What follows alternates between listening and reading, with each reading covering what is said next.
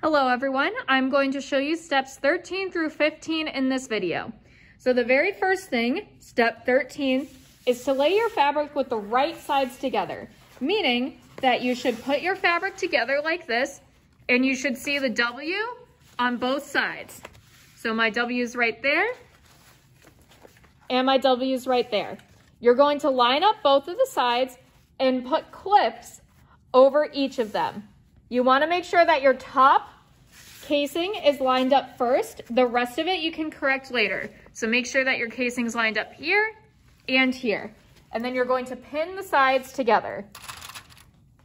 So try to make them as even as possible. If they're not perfect, that's okay, but they should be pretty close. So I'm going to pin those together. You should need maybe 3 or 4 pins total. You don't need that many. But you should absolutely have a pin close to the top of the casing. I'm now going to go ahead and do that on the other side. So starting right here, I'm going to turn this around so that way you can see a little better. Right here, right there, and one toward the top.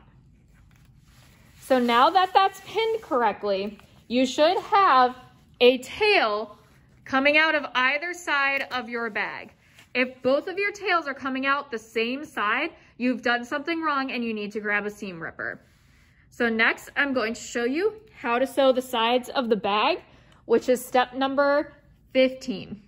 So now when sewing the sides of the bag, we're going to start below where the webbing casing is because we don't want to accidentally sew down our webbing.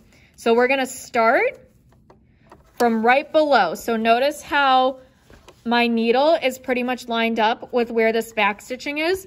That's what we want. And we're going to sew at a 1/4 inch seam allowance all the way down. Back stitching at the beginning and the end. Notice how my webbing is behind the presser foot, which means that we're not going to accidentally sew it. Do not sew your webbing, otherwise you will not be able to close your bag. So we're going to sew forward. And then we're going to backstitch just like we've done previously. And then we continue to sew forward all the way down. This is what's going to make our bag look like a bag. And instead of working with 2 separate sheets of fabric, we are now going to have one bag that we're working with.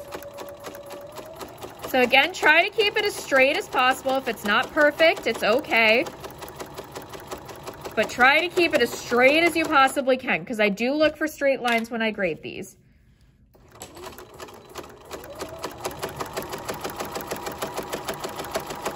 Now we're sewing forward all the way to the end.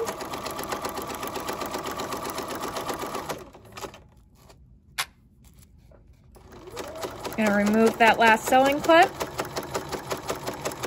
And now that I'm coming to the end, I'm going to backstitch, sew forward, and that's it. I'm going to take it out of the machine. I am not pivoting. I'm not pivoting because we are going to do the end of the bag later. We're going to do the bottom of the bag later.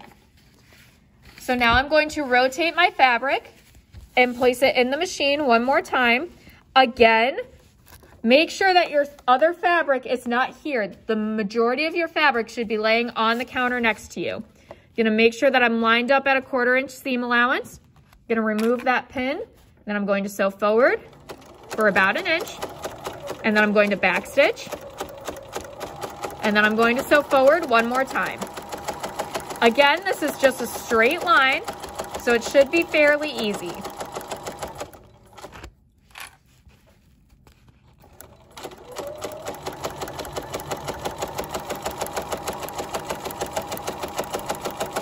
So we're still sewing forward.